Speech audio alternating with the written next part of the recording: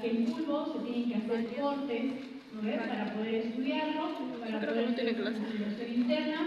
Hemos hablado todo lo que es la configuración externa, ¿verdad? Lo que debería ser,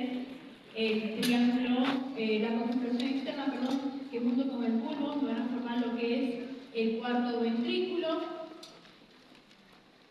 Y nos hemos quedado que en esta parte, ¿verdad? Que para la configuración interna la vamos a dividir en dos porciones, una porción anterior, o también se llama porción basilar, y una posterior, que también se llama dorsal o tegmental, ¿verdad?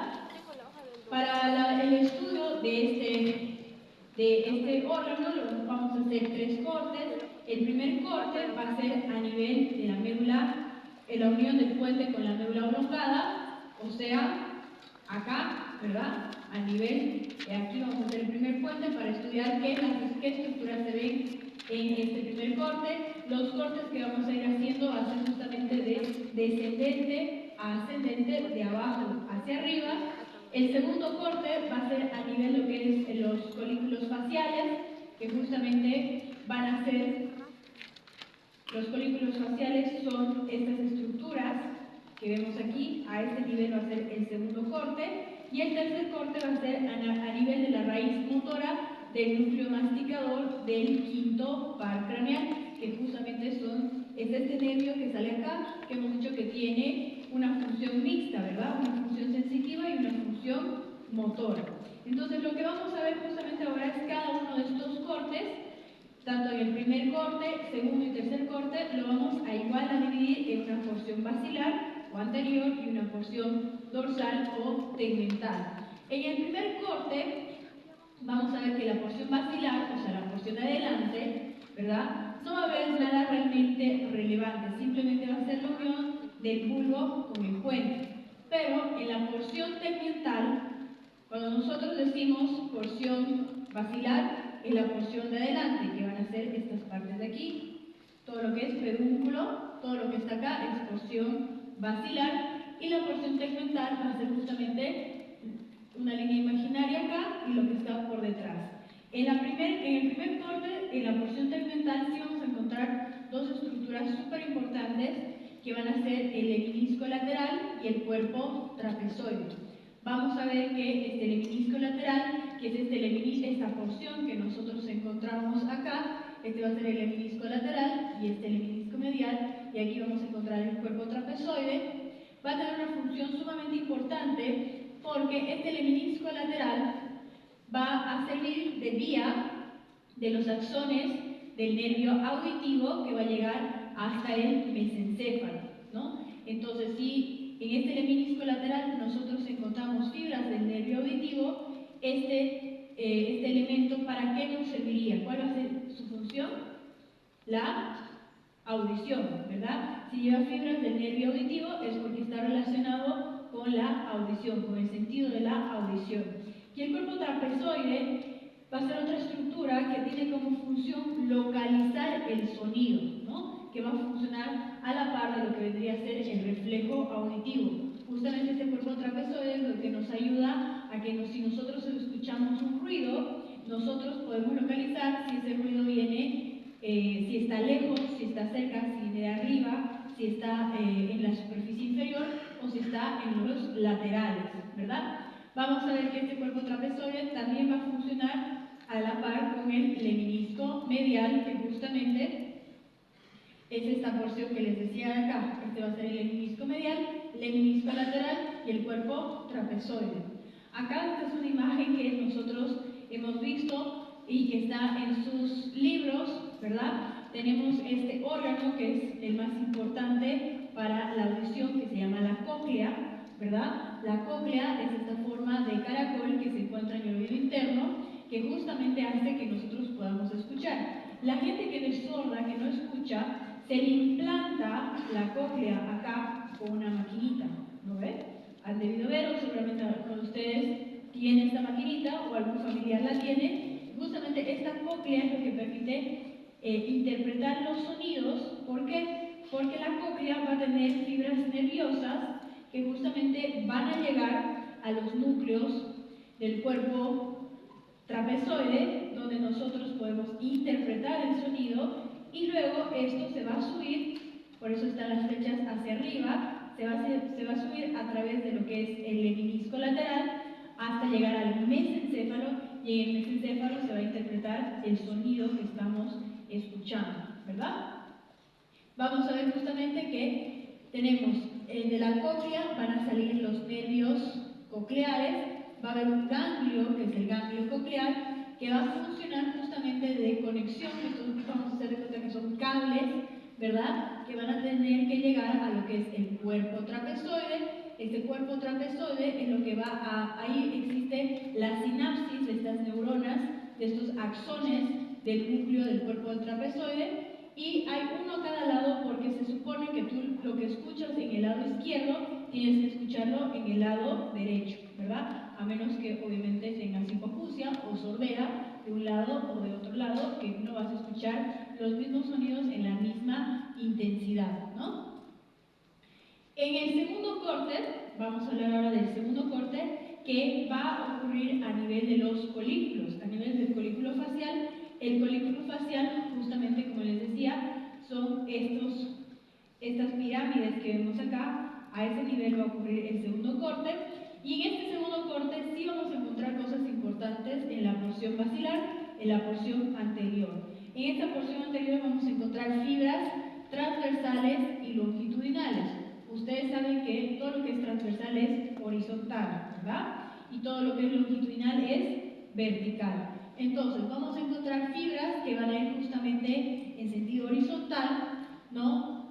Que justamente, si van en sentido horizontal, vamos a ver que van a ser fibras de núcleos desde lo que es el puente hacia los pedúnculos cerebelosos, en una dirección horizontal. Y luego tenemos lo que son las fibras longitudinales, que van a ser verticales, y acá en estas fibras longitudinales encontramos tres haces. Un haz córtico-espinal, que va a ir de la corteza a la médula espinal, por eso es vertical, por eso es longitudinal, que justamente van a formar lo que son las pirámides pulvares, que son estos que vemos aquí. Estas pirámides pulvares van a formarse del haz córtico-espinal. Tenemos el haz geniculado. Este haz geniculado dice, desciende desde la corteza motora para terminar en el tronco encefálico. Esto es el tronco encefálico, que el tronco encefálico va a estar formado por tres órganos. ¿Cuáles son? El primero es el mesencéfalo, luego puente y luego bulbo. Los tres forman parte del tronco encefálico. Este haz geniculado son fibras que van a ir desde la corteza hasta el tronco encefálico. Vamos a ver que en este haz geniculado van a viajar fibras del tercer y cuarto par craneal, del quinto par craneal, del sexto y séptimo. Aquí es uno menos. Quinto, sexto y séptimo. En los haces córtico-pontinos, como su nombre lo dice, van a bajar desde la corteza hasta el puente, ¿verdad? Y justamente va a estar en relación con los lóbulos cerebrales y terminan en tronco encefálico. ¿En qué parte del tronco encefálico? En el puente, por eso es córtico-pontinos. En la porción basilar de nuestro segundo corte también vamos a encontrar núcleos pontinos, o sea, núcleos del puente. Acá vamos a ver que estos núcleos del puente justamente van a ser fibras que nacen igual en la corteza cerebral y terminan en el puente, y van a tener función del sistema motor extrapiramidal. Este sistema motor extrapiramidal justamente es lo que nos ayuda a los movimientos precisos, controlados y voluntarios. Por eso es muy importante estos núcleos pontinos. Acá esta es otra imagen que nosotros vemos en su texto, ¿verdad? Es una imagen donde, por ejemplo, acá están los núcleos pontinos, ¿verdad? Esto, si yo lo divido aquí en corte a la mitad, vamos a ver que la porción delantera se va a llamar porción basilar, ¿verdad? Y la parte de atrás va a ser la porción tegmental o posterior o dorsal. En la porción anterior hemos dicho que encontramos los núcleos pontinos. Acá tenemos lo que son estos diferentes núcleos pontinos propios del puente, ¿verdad? Tenemos acá nuevamente lo que es, por ejemplo, el lemnisco lateral, el lemnisco medial, ¿no? Y todo lo que yo les recomiendo, que todo lo que ustedes vayan leyendo en su texto, diferentes haces, el haz corticoespinal, el geniculado, ¿no? Vayan ubicándolos justamente en estos dibujos para que ustedes tengan mejor orientación si estamos hablando de la porción basilar o de la porción tegmental, ¿no? Estos núcleos pontinos vamos a ver que hemos dicho que son fibras que van a venir desde la corteza a lo que es el puente, ¿no? Y tenemos que justamente estos van a irse a distribuir a cada uno de los lóbulos del cerebro. Por eso tenemos, por ejemplo, núcleos pontinos que nacen en puente, aquí está, y termina, no, mejor dicho, nace en lóbulo y termina en puente, ¿no? Este punto es el soma y esto que vemos aquí como una patita es el axón. Entonces comienza en el lóbulo frontal y termina en el puente y este A se llamaría frontopontino. En el temporal tenemos lo mismo, tenemos el lóbulo temporal y termina en el puente as temporopontino, parietopontino y occipito pontino, ¿no? Vamos a tener estos núcleos que justamente van a recibir haces de todos los lóbulos del cerebro y que por supuesto tienen funciones específicas. En la porción posterior de lo que es el segundo corte, en la porción tegmental, vamos a encontrar sustancia gris y sustancia blanca. Y en cada una de estas sustancias vamos a encontrar elementos únicos que van a ver tanto en la sustancia gris como en la sustancia blanca. En la sustancia gris vamos a encontrar 5 núcleos muy importantes. Tenemos lo que es el núcleo vestibular, ¿no? Este núcleo vestibular va a tener como, va a servir como un punto de relevo para las vías aferentes y las vías eferentes. El núcleo sensitivo del trigémino, este núcleo sensitivo del trigémino también va a servir justamente, hemos dicho que el trigémino es el quinto par craneal, tiene función mixta, sensitiva y motora. La sensitiva va a tener su núcleo acá, en la sustancia gris de la porción tegmental del segundo corte. El núcleo del sexto par craneal, lo vemos acá por ejemplo, ¿verdad? Este va a tener núcleo motor en forma que va a dar forma al nervio abducens. Este nervio abducens es el sexto par craneal.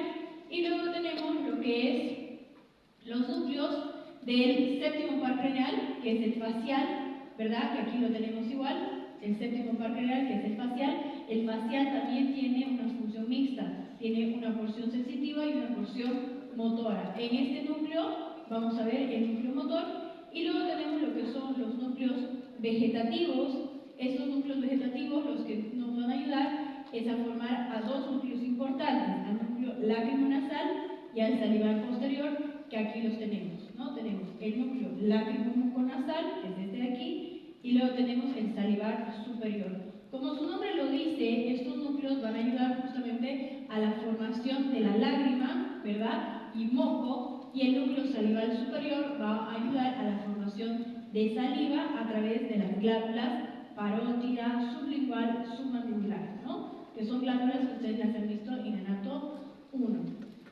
Esto, todo lo que hemos hablado es sustancia gris en la porción tegmental. ¿Qué tenemos en la sustancia blanca? En la porción tegmental vamos a encontrar al eminisco medial, que es este que lo hemos visto aquí. Este va a ser el eminisco medial. El haz espinocerebeloso ventral cruzado, ¿verdad? Aquí tenemos el haz espinocerebeloso ventral. Tenemos también lo que es el fascículo longitudinal dorsal, o también llamado de Schultz, y el fascículo longitudinal medial, ¿no? Estos fascículos que los tenemos aquí, el fascículo longitudinal medial, lo tenemos acá, ¿verdad? Tenemos también lo que es este haz espinocerebeloso, que es el que tenemos acá. Justamente van a ser estructuras que van a formar la sustancia blanca que encontramos en la porción tegmental. Eso es el segundo corte. El tercer corte hemos dicho que ocurre a nivel del núcleo motor del quinto par craneal o trigémino, y este núcleo, este corte, a diferencia de los demás, no va a haber ninguna descripción en la porción basilar.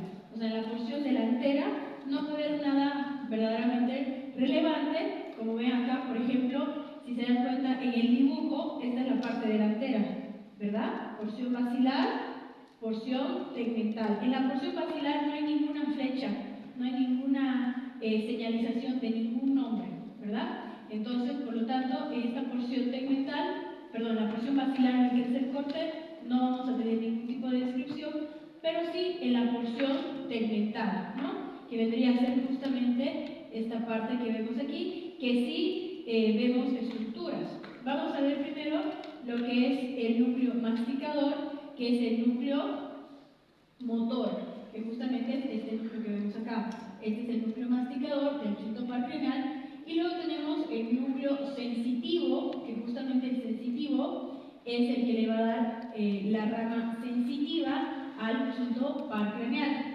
Vamos a ver que este núcleo sensitivo va a tener dos ramas.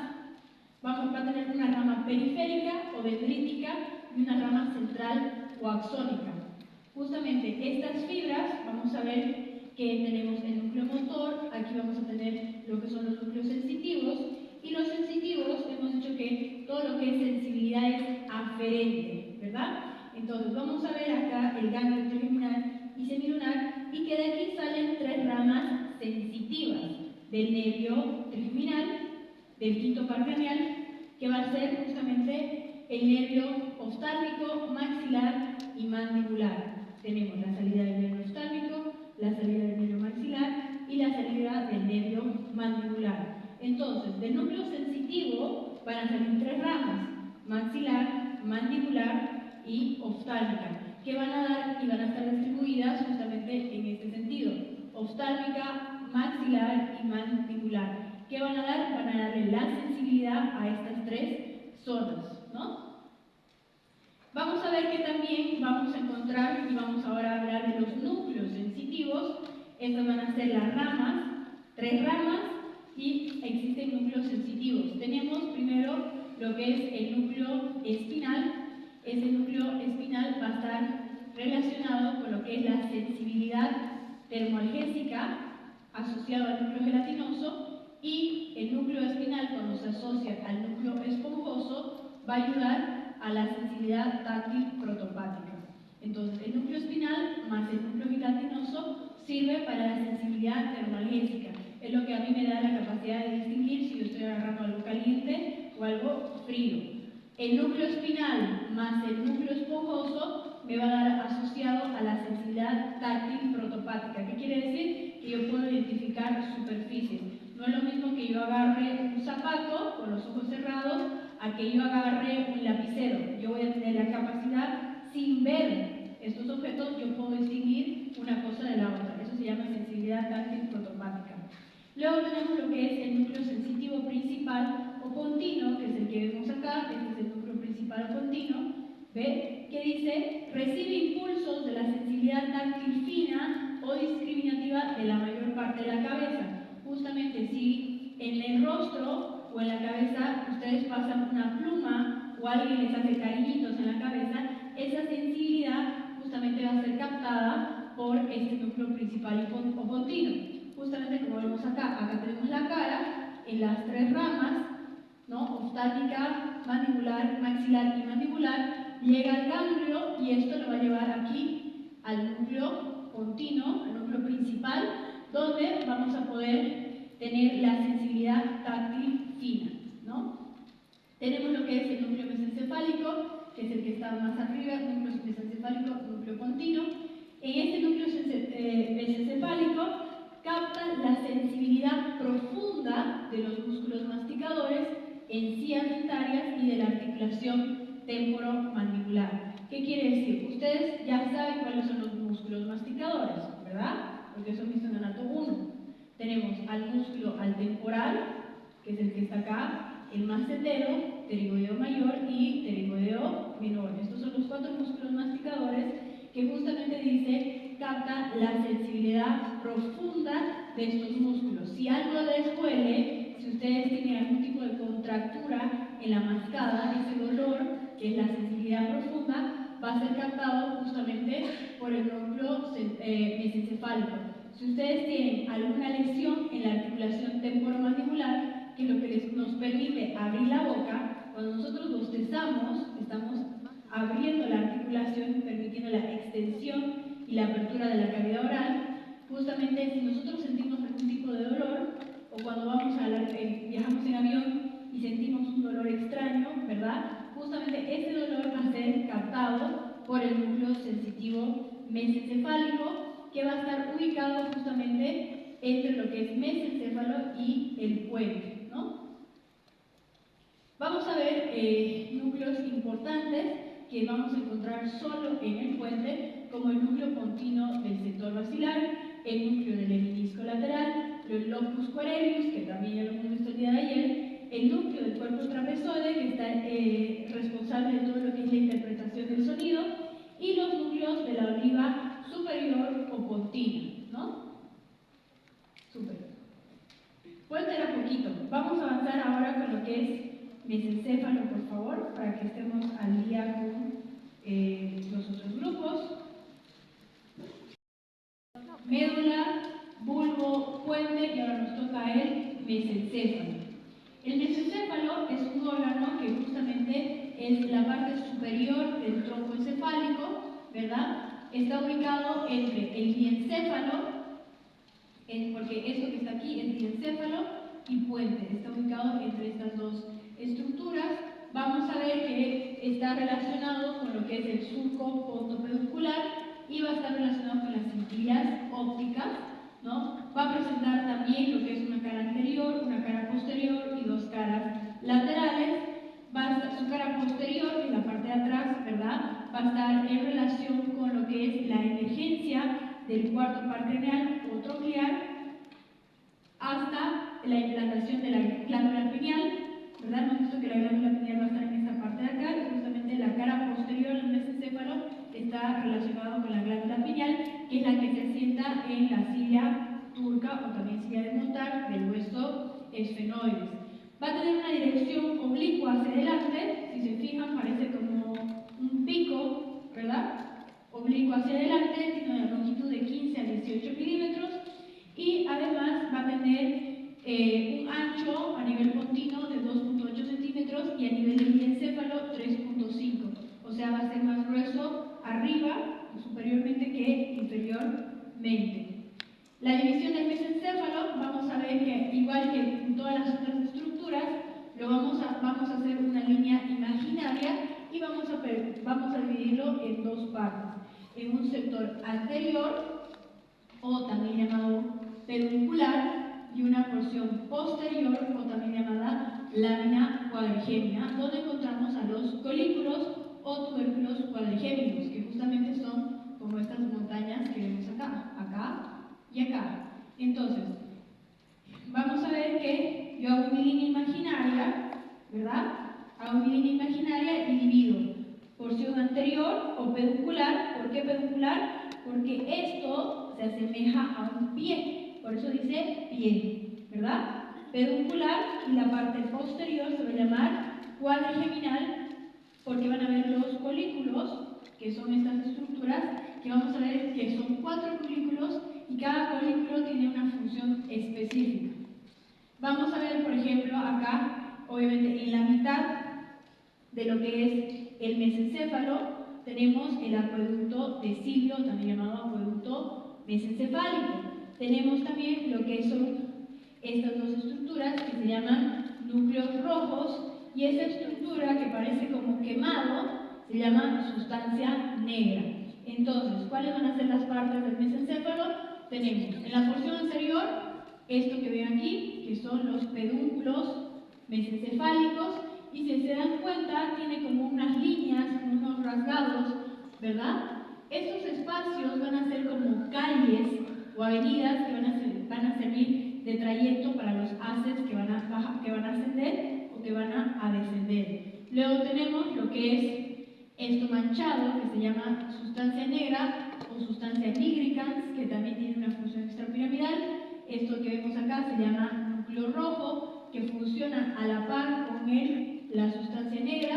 Tenemos lo que es esta porción que está más oscurita, se llama sustancia periacueductal, que es una sustancia que va a bordear el acueducto de Silvio. Y tenemos lo que son estos colículos, colículo superior, y por debajo va a estar el colículo anterior y posterior. Vamos a ver entonces lo que es la cara anterior. Esta es una vista anterior. Tenemos esto que vendría a ser, ¿qué es esto? ¿Qué estructura es esta? La acabamos de ver. El puente. Puente. Entonces esto es mesencéfalo, ¿verdad? Esta parte de aquí es el mesencéfalo y esto es el puente. Vamos a ver, en esta vista tenemos justamente los pedúnculos cerebrales, que son estos que vemos acá, que van a ser a ambos lados, y estos pedúnculos cerebrales me van a formar esta V, ¿verdad? Esta V que vemos aquí, y esta V va a tener dos cosas importantes. Primero va a tener así como un punteado, ¿verdad? Y la salida de estos nervios. Este punteado se va a llamar sustancia perforada, ¿ya? La sustancia perforada va a estar en el espacio interpeduncular, porque pedúnculo, este es el espacio interpeduncular, donde está la sustancia perforada, por donde va a atravesar y se encuentra el surco del tercer par craneal. Esto que ven acá. Este es el tercer par craneal, que se llama nervio motor ocular común, ¿ya? Entonces vemos estas estructuras. Aquí abajito tenemos lo que es el surco pontopeduncular, que es lo que lo divide, el puente del mesencéfalo, ¿no? ¿Por qué se llama pontopeduncular? Porque justamente está en relación con los pedúnculos y el puente. Surco pontopeduncular, pedúnculos mesencefálicos, área interpeduncular, sustancia perforada y la salida del tercer par craneal, o también llamado óculo motor común. Vamos a ver aquí, esto me estaba olvidando, esto que se llama tubérculo mamilar. Estos tubérculos mamilares van a tener, acá vamos a ver esto que es un tallo, de acá va a colgar la glándula hipófisis, que tiene dos lóbulos, ¿verdad? Un lóbulo anterior y un lóbulo posterior, que se llama adenohipófisis y neurohipófisis, ¿no? En este corte, justamente este tallo que vemos aquí es el tallo de la glándula hipófisis. Esto que vemos bordeando se va a llamar cintillas ópticas. Acá esto que vemos echado se llama quiasma óptico, y de aquí van a salir los nervios ópticos. ¿Cuál es su función? Lo que yo veo en el ojo izquierdo y en el ojo derecho tiene que formar una sola imagen. ¿Dónde se forma una sola imagen? En el quiasma óptico. El quiasma óptico, acá, es lo que interpreta una sola imagen, porque ustedes no me ven dos veces, ¿verdad? De una sola persona, porque la imagen se tiene que combinar en el quiasma óptico, y el quiasma óptico manda esta información a través de las cintillas ópticas al lóbulo occipital, que es el lóbulo encargado de la visión, ¿ok? Entonces aquí igual tenemos lo mismo, ¿verdad? Tenemos lo que es los pedúnculos mesencefálicos, el área o la sustancia perforada, por donde va a haber la salida del tercer par craneal, los cuerpos mamilares, el tallo hipofisiario, lo que les decía, donde cuelga la glándula pineal o hipófisis con sus dos lóbulos, y tenemos el quiasma óptico y las cintillas ópticas o tracto óptico, ¿verdad? Y abajo esto va a ser la interpretación del tronco encefálico, bulbo, puente y mesencéfalo, ¿verdad? En lo que es la cara posterior vamos a ver esto que se llama lámina cuadrigémina. ¿Por qué? Porque yo voy a tener estas estructuras que se llaman tubérculos, o también llamados colículos, un colículo anterior y un colículo posterior. Hagan de cuenta que son los abdominales de alguien, ¿ya? Entonces tenemos que justamente va a haber una línea horizontal, vertical imaginaria y una línea horizontal. Esto me va a dar 4 espacios, ¿verdad? Esta cruz me va a dar 4 espacios y me va a formar lo que se llama lámina cuadrigémina, por 4 espacios. Y en cada espacio vamos a tener justamente colículos anteriores y colículos posteriores, en la parte posterior, en la cara posterior del mesencéfalo, ¿no? Vamos a ver que estos colículos van a tener como unos brazos, ¿ya? Que justamente dice aquí, brazos coliculares, que lo que va a hacer es que va a comunicar el colículo anterior con el colículo posterior, ¿no? Justamente estos van a ser los colículos anteriores, que van a tener un brazo que comunique al colículo posterior, y el colículo posterior igual se va a comunicar con el colículo anterior. ¿Por qué va a ser esto? Porque vamos a ver que estos colículos tienen función auditiva y visual, ¿no? Acá tenemos igual, esta es una imagen que está en su libro, ¿verdad? Tenemos lo que es nuevamente la glándula pineal. Acá vamos a encontrar a lo que es el colículo anterior, colículo posterior, y estos son los brazos geniculados, ¿verdad?, que comunican a estos dos colículos. Tenemos la salida, este va a ser el frenillo, y acá vamos a ver la salida del cuarto par craneal, ¿verdad?, pedúnculos cerebelosos, y esta ya la estructura del puente, estructura del bulbo.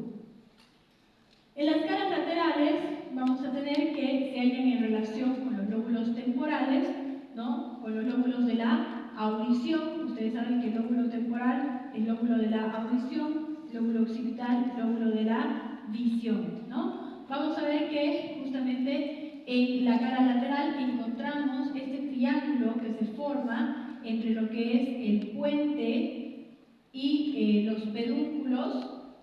Los pedúnculos mesencefálicos, se va a formar este triángulo que vemos aquí, y este triángulo se llama lemnisco lateral, que ya lo hemos mencionado y que está íntimamente relacionado con la audición, ¿verdad?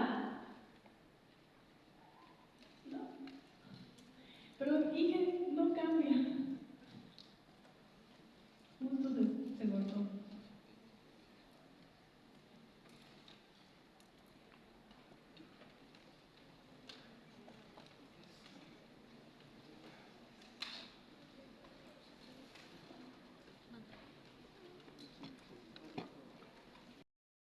De forma triangular, con base superior y situado entre el tegmento y la lámina, donde se encuentran los colículos cuadrigeminales en el sector medio. O sea, por acá, esta parte de aquí es lo que va a estar en contacto con el acueducto mesencefálico o de Silvio. Como veíamos aquí, acá, ¿no? Tenemos el acueducto mesencefálico de Silvio, va a estar en contacto con los colículos, tanto anterior como colículo posterior, ¿no? Vamos a ver que está rodeado por sustancia gris periacueductal, que ya les mencioné, ¿verdad? Y esta justamente comunica ¿cuál es su función? Comunicar el tercer ventrículo con el cuarto ventrículo. Va a medir aproximadamente 15 a 18 milímetros y tiene un calibre de 2 milímetros, ¿no? Acá en esta imagen se ve sumamente bien. Tenemos los ventrículos laterales. Este es el tercer ventrículo.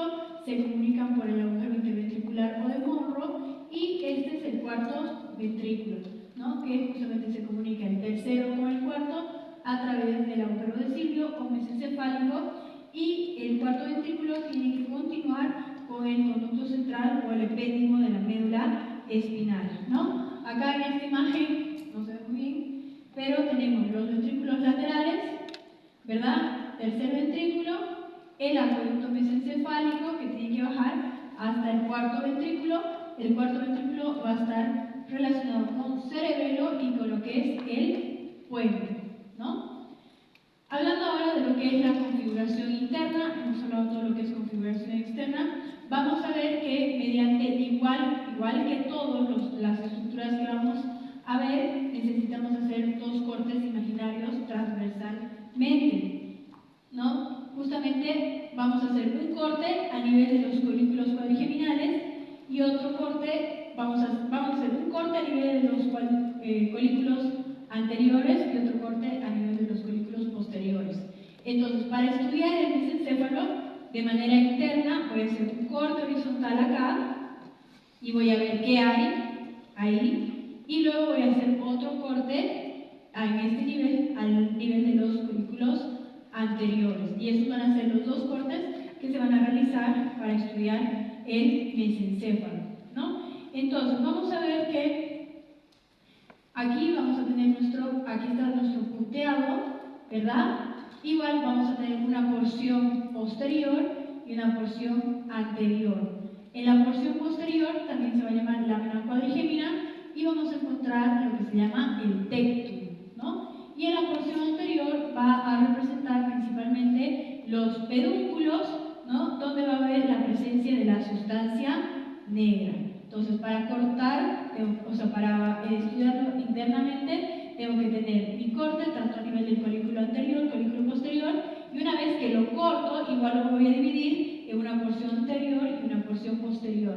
La porción posterior se va a llamar también lámina cuadrigémina y la porción anterior se va a llamar tectum. No, mentira, la posterior es tectum y la anterior se llama simplemente peduncular, ¿no? Porción anterior o peduncular porque hace referencia a los pedúnculos que estamos viendo y la sustancia negra. Entonces, vamos a hacer el primer corte, que es a nivel de los colículos posteriores, ¿no? Al igual que todas las sustancias que hemos visto, todo lo que vamos a seguir viendo va a tener sustancia gris y sustancia blanca, ¿no? Vamos a tener acá conexiones aferentes y eferentes. O sea, del colículo van a salir vías y vamos a recibir vías. Por eso es aferente y eferente, ¿verdad? Vamos a ver acá, en las vías aferentes, van a salir vías de los núcleos nucleares mediante el menisco lateral, van a salir vías de la corteza cerebral auditiva, del cuerpo geniculado, y vamos a ver también de ambos colículos posteriores se van a comunicar a través de fibras intercoliculares. Tanto el colículo posterior izquierdo se va a comunicar con el derecho.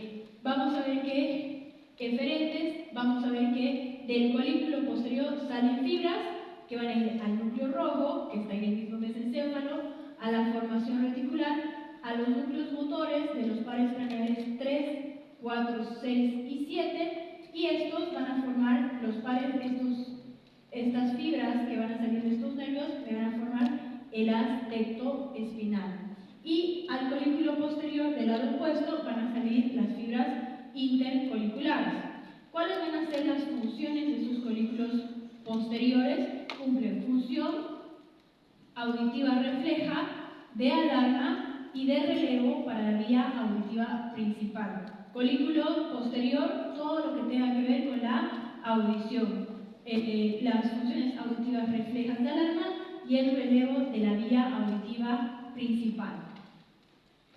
En la porción del tegmento mesencefálico vamos a ver las formaciones grises. Tenemos lo que es la sustancia periacueductal, el núcleo mesencefálico del quinto par craneal, los núcleos del origen real del cuarto par craneal o tronclear, el núcleo interpeduncular, los núcleos reticulares del tegmento, la formación reticular mesencefálica y a la sustancia negra. Estas van a ser las porciones que vamos a encontrar en la porción anterior de este corte, ¿ya? ¿Por qué? Porque estamos hablando de sustancia negra y la sustancia negra siempre va a estar en la porción anterior del mesencéfalo, ¿no? La sustancia negra, como dice aquí, es un núcleo motor extrapiramidal que junto con el núcleo rojo tiene como función el movimiento coordinado, voluntario y preciso de miembro superior como miembro inferior, ¿no? Acá tenemos en el primer corte, como les decía, tenemos el haz espinotalámico lateral, tenemos el núcleo del cuarto par, tenemos lo que es el haz tectoespinal, que es el que se forma de la unión de los cuatro pares craneales que salen justamente del mesencéfalo, tenemos el núcleo mesencefálico del quinto par craneal, todos los núcleos que hemos visto justamente acá y también algunos núcleos y fibras que hemos visto en esta diapositiva van a estar reflejados en esta imagen que está en su libro. Acá, por ejemplo, tenemos el núcleo interpeduncular, que es el núcleo que va a comunicar justamente el pedúnculo derecho con el pedúnculo izquierdo, ¿no? Y vamos a encontrar justamente, como les decía, igual en estas partes que son como calles que usan los diferentes haces para utilizar. Por ejemplo, por acá va a pasar el haz frontopontino, que es el que se va a formar en frontal y baja hasta el puente. Acá va a pasar el haz geniculado, por acá va a pasar el haz córtico-espinal y el haz occipito parieto temporopontino, que son haces que ya hemos visto que se van a formar en los diferentes lóbulos y bajan al puente, ¿no? En las formaciones blancas hemos visto todo lo que es formaciones grises, nos toca ver lo que son las formaciones blancas o sustancia blanca. Vamos a ver fascículos, no es lo mismo haz que fascículo, ¿verdad? Vamos a ver fascículos que contienen fibras ascendentes y fibras descendentes. Vamos a hablar de lo que es el fascículo longitudinal medial. Este fascículo longitudinal medial va a ir por delante del acueducto mesencefálico, ¿no? Aquí tenemos el conducto mesencefálico y justo aquí está este fascículo longitudinal medial, ¿verdad? Que también va a estar relacionado con los núcleos del tercer y cuarto par craneal. Busco el cuarto par craneal, está aquí, y tendría que estar también, en este círculo está el tercer par craneal, que está cerca del acueducto mesencefálico. Vamos a ver que las fibras más importantes que van a formar este fascículo longitudinal medial, ¿qué fibras van a formar este fascículo? Van a ser las fibras vestibulares, las fibras de los núcleos intersticial de Cajal y de Dark-Shelby, las fibras de interconexión de los núcleos 3 y 9, las fibras corticales voluntarias e involuntarias del sexto par craneal, ¿verdad? Que justamente nosotros, no sé si aquí en esta imagen sale, en la otra está, les voy a indicar. Acá también vamos a ver el haz central del tegmento. Este haz central del tegmento tiene como función el control de movimientos voluntarios e involuntarios a través de lo que son los músculos esqueléticos y la coordinación motora. Tenemos también lo que es el fascículo longitudinal dorsal vegetativo, que este tiene como origen el tálamo, en el hipotálamo, y termina en los núcleos vegetativos de los pares craneales. Vegetativo quiere decir que todo lo que ustedes lean vegetativo o visceral quiere decir que ustedes no lo controlan y que directamente va a ir a algún órgano del cuerpo que tiene una función independiente. Vamos a ver lo que son los haces y cintas que llevan vías o impulsos ascendentes.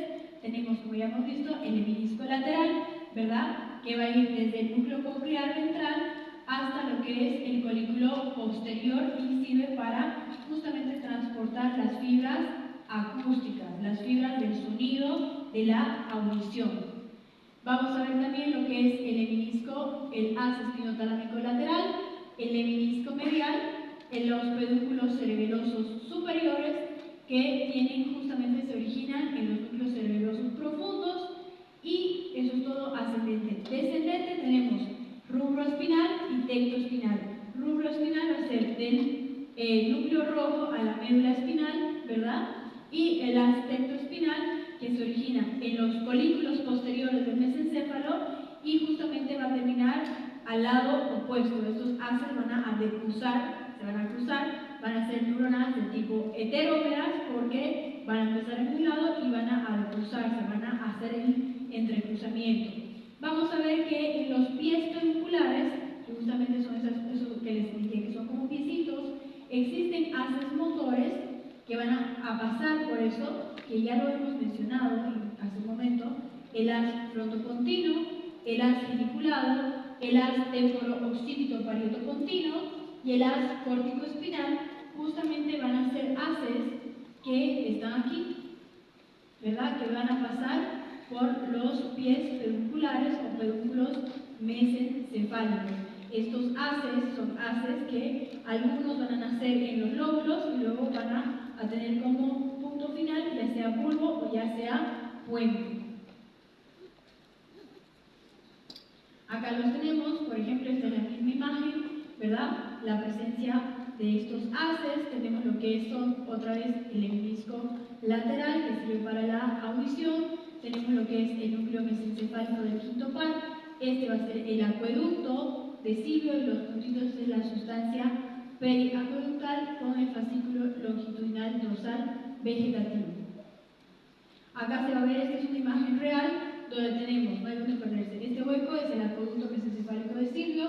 Aquí se ve, por ejemplo, vamos a ver el entrecruzamiento de los pedúnculos cerebelosos, porque aquí va a ser el núcleo interpeduncular, que es lo que va a chismosear, que es lo que pasa en este pedúnculo y en este pedúnculo.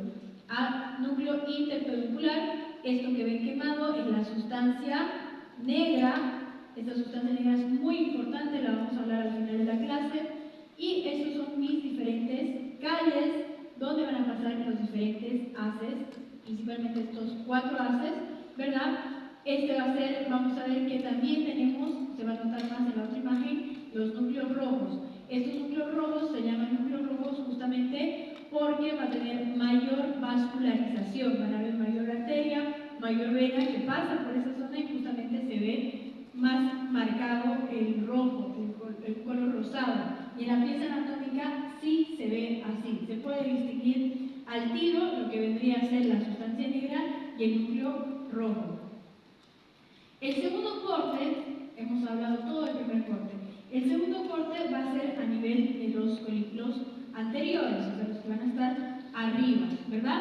Va a haber, igual que en todas las estructuras, una área pretectal, ¿no? En esta área pretectal vamos a ver que vamos a encontrar núcleos parasimpático o víscero-motor.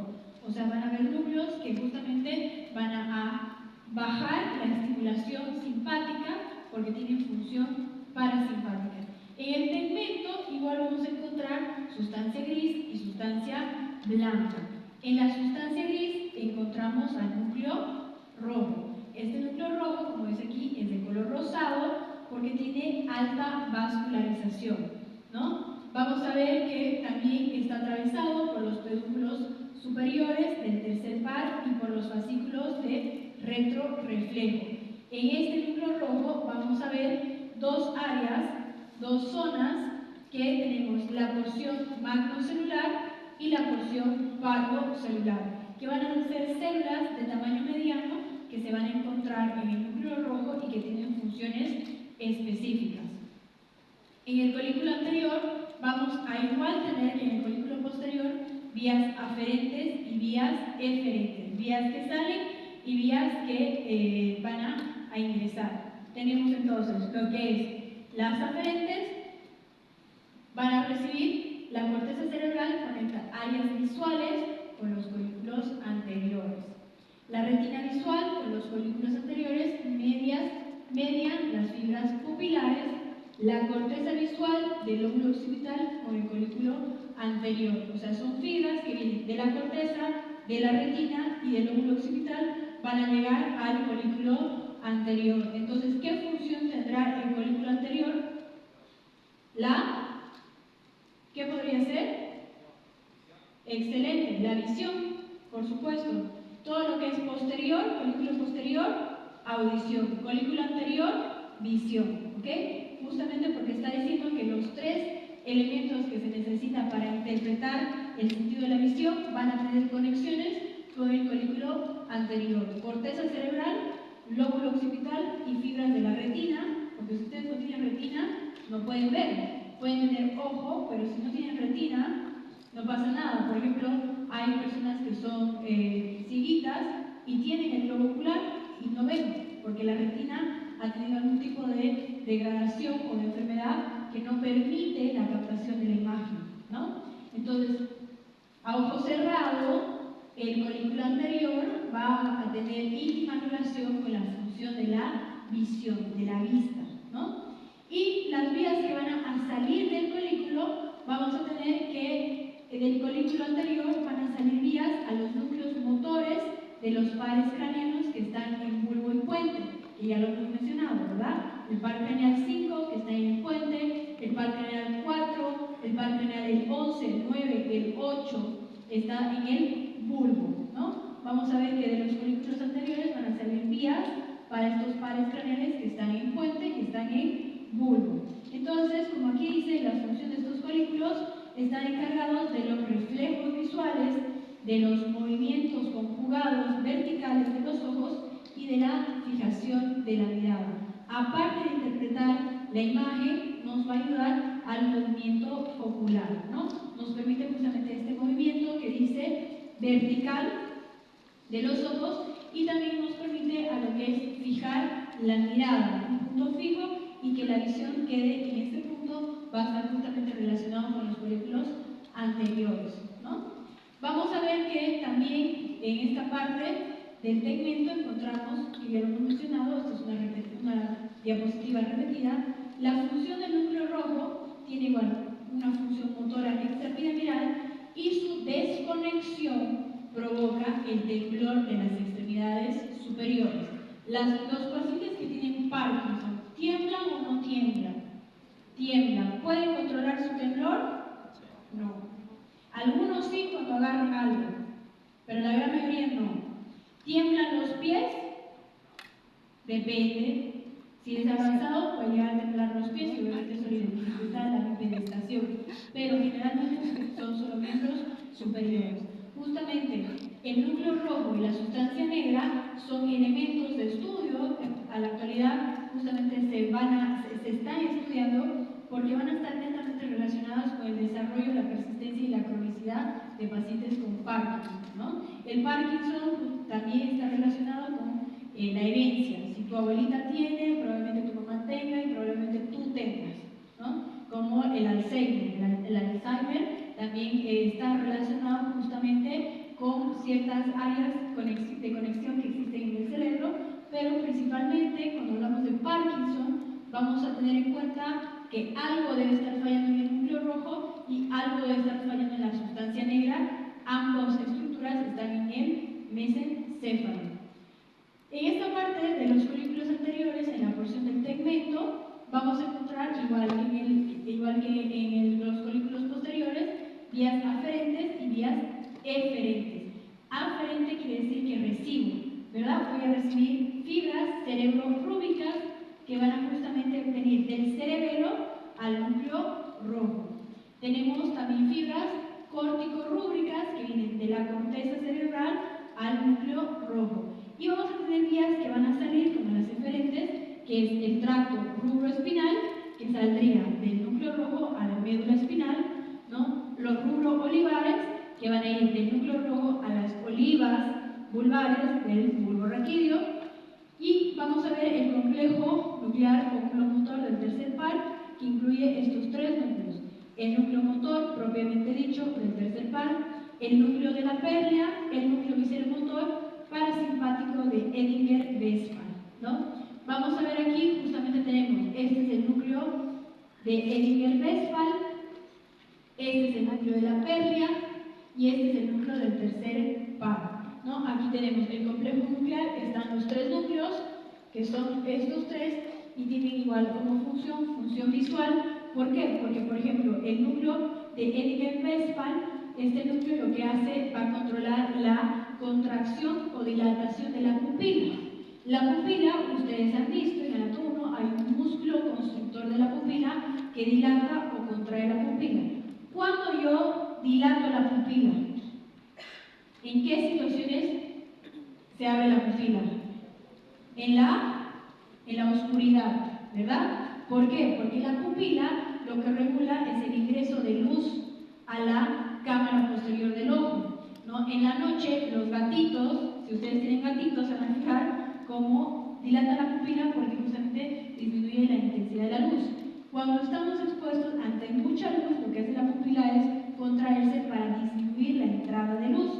Esto tiene un nombre médico, ¿no? Por ejemplo, cuando se dilata la pupila se llama midriasis pupilar. Eso quiere decir que esa pupila está bajo efecto simpático. Cuando la pupila se contrae se llama miosis y la miosis va a ser un efecto parasimpático, ¿no? Midriasis, miosis, simpático, parasimpático. ¿Quién va a dirigir si se dilata o se contrae la pupila? El núcleo de Edinger-Westphal, ¿ok? Que es un núcleo bien importante. En las vías eferentes, estas son vías aferentes, continuamos con las vías eferentes. En las eferentes tenemos el núcleo intersticial de Cajal, tenemos también lo que es el núcleo preesticial de lo que son el Dark-Chebist. Este núcleo intersticial de Cajal tiene como función, que es este chiquitito que tenemos acá, que funciona igual los dos con el Darkevich, sirve para el control de los movimientos de rotación de la cabeza y de los ojos, ¿no? Cuando ustedes ruedan los ojos, cuando alguien les dice algo que no les gusta, ese movimiento justamente está a cargo de este núcleo intersticial.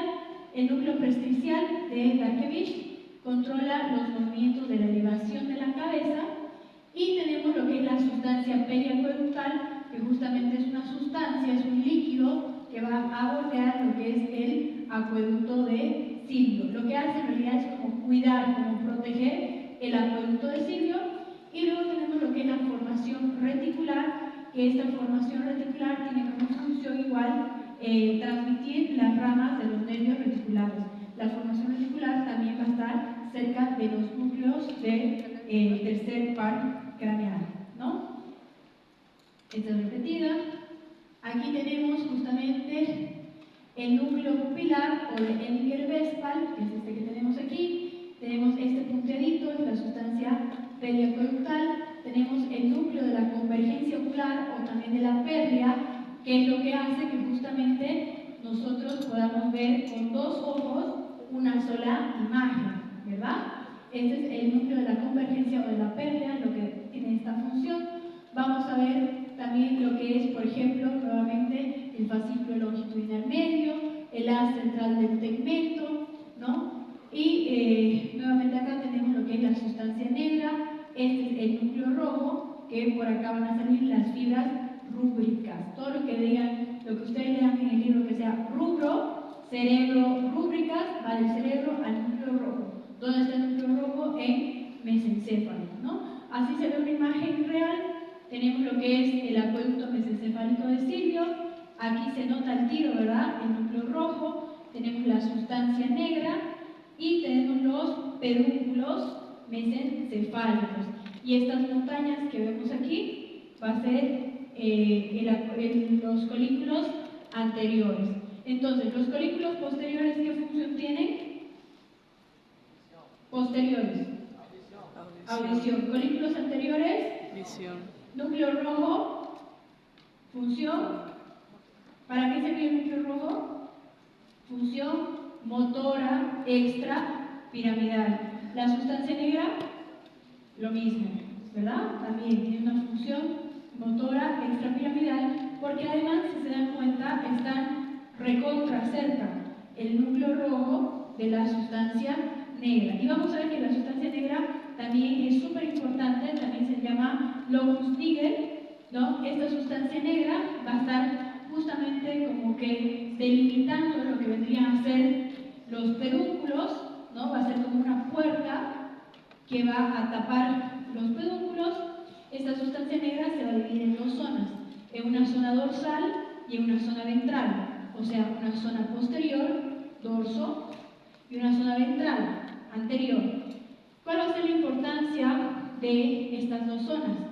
En la zona dorsal, en la zona de atrás, va a haber la presencia, es más negro, ya, la presencia, la porción posterior de esta sustancia negra va a ser más oscura en esta zona, en esta parte de aquí, va a ser más oscura. ¿Por qué? Porque aquí va a haber la producción de un neurotransmisor sumamente importante que se llama dopamina, ¿no? La dopamina es un neurotransmisor que nos sirve justamente para la concentración, para el buen humor, para la memoria, para el control de emociones, para el desarrollo de tareas efectivas, para hacer hábitos. Todo lo que hace que tú seas una persona más eficiente y eficaz va a ser la dopamina, ¿no? Existen, por ejemplo, patologías, como por ejemplo el el trastorno de déficit de atención con hiperactividad, que ahora está el boom porque de 100 personas, 80 tienen este trastorno de déficit de atención, que se caracteriza porque usted no puede terminar una cosa. Usted está haciendo algo y usa su celular, se para al baño, se va, se para a servir agua, se usa su cabello, juega con su lápiz, no sé, se desconcentra súper rápido. Este trastorno de déficit de atención le cuesta. Usted quiere hacer algo, de verdad quiere hacer y no puede hacer. No sabe por qué no puede concretar una tarea, una visión, una meta, un objetivo. Generalmente esto es un trastorno de déficit de atención y se da por déficit de dopamina, ¿no? Su principal fisiopatología es el déficit de la dopamina. Hay remedios que obviamente te tiene que recetar el psiquiatra es quien diagnostica estos tipos de trastornos, que hay remedios que lo que hacen es que tú segregues más dopamina, por lo tanto te concentras más, eres más efectivo, eres más resolutivo, usas más la lógica, ¿no? Y también hay otro tipo de ejercicio. El ejercicio, por ejemplo, aumenta la dopamina, comer sano aumenta la dopamina,